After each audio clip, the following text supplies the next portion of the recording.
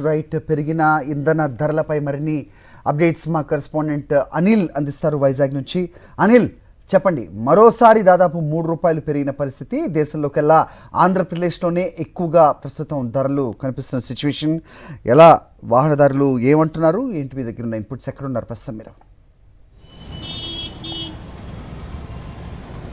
సుమారుగా 10 రోజుల వ్యవధిలోనే 4వసారి పెట్రోల్ డీజిల్ ధరలు పెరగడం సామాన్యుల నడ్డి విరిచేలా ఉంది. ఇది పెట్రోల్ బాధుడుగా అంతా భావిస్తూ ఉన్నారు. దీని పట్ల సర్వత్రా ఆగ్రహం వ్యక్తం అవుతోంది. ఎందుకంటే ఇప్పటికే గతంలో ₹3 అలాగే 90 పైసలు అలాగే ఆ తర్వాత కూడా పెరిగినటువంటి పరిస్థితి. ఇప్పుడు తాజాగా పెట్రోల్పై ₹2.84 అలాగే డీజిల్పై ₹2.86 పెంచుతూ కేంద్రం నిర్ణయం తీసుకుంది.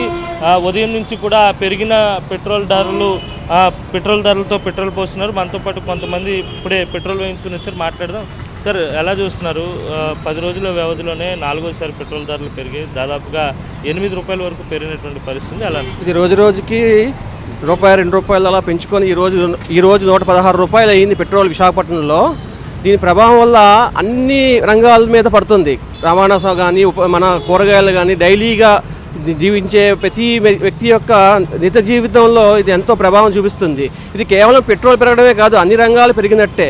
కూరగాయల దగ్గర నుండి అన్ని రవాణా ఆటోలు, డైలీగా వెళ్ళి పనిచేసుకునే వాళ్ళు అందరికీ ఇది భారంగా పెరుగుతుంది.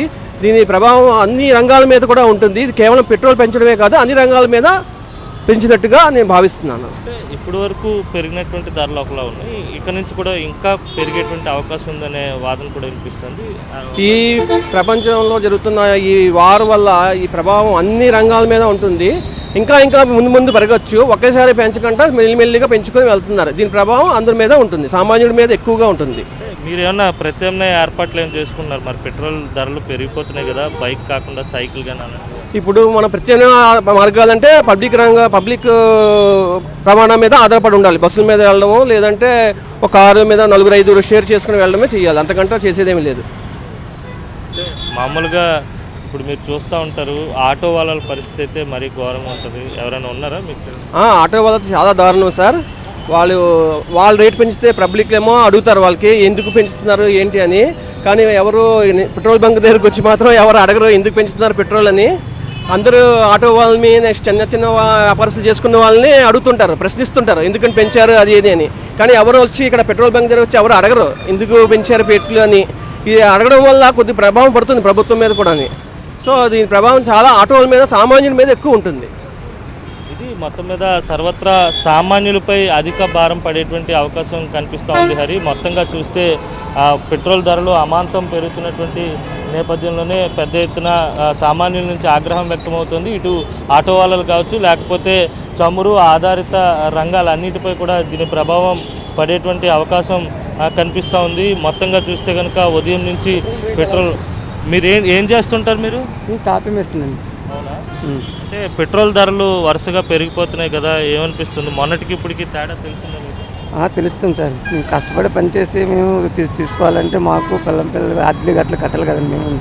మరి అంత పెరిగితే మరి ప్రభుత్వం కేంద్ర మంత్రులు ఏం చేస్తున్నారు ఏం లేదు మరి తెలియదు కదండి మాకు.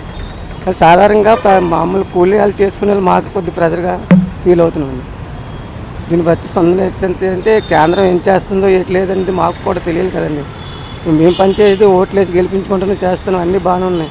బాగుండేటప్పుడు కూడా పేదల మీద ఇలా భారం మోపడం మంచిది కాదు కదా. అంటే మేము కూడా ఎలా బతకాలనేది మేము కూడా నేర్చుకుంటున్నాం. ఇప్పుడు ఉన్నాయా పనులు బాగానే ఉన్నాయా గతంతో పోలిస్తే?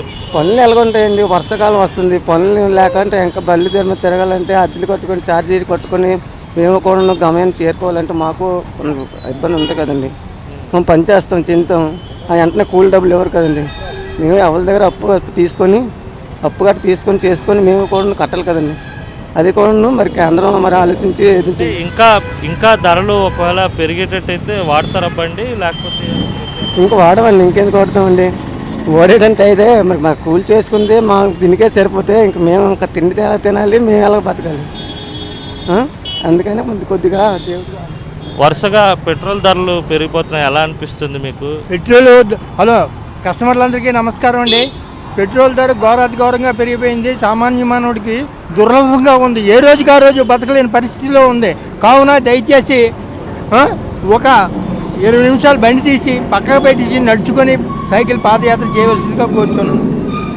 ఇది మొత్తం మీద సామాన్యుల నుంచి తీవ్రమైనటువంటి ఆగ్రహం వ్యక్తమవుతోంది. రోజు రోజుకి పెట్రోల్ ధరలు పెరిగిపోతున్నాయి. ఇలాగైతే బతకడం కష్టమనే ఆవేదన సామాన్యుల నోట వెంట వినిపిస్తున్నటువంటి నేపథ్యం ఉంది. అయితే 10 రోజుల వ్యవధిలోనే దాదాపుగా 8 రూపాయల వరకు పెట్రోల్ పెరగడం, చమురు ఆధారిత అన్ని రంగాలపై దీని ప్రభావం ఉంటుందనేది సామాన్యుల నుంచి మేధావుల వరకు వినిపిస్తున్నటువంటి మాట. మొత్తంగా పెరిగిన పెట్రోల్ ధరలపై తీవ్రమైనటువంటి ఆగ్రహాన్ని వ్యక్తం చేస్తున్నారు. Over to studio Hari.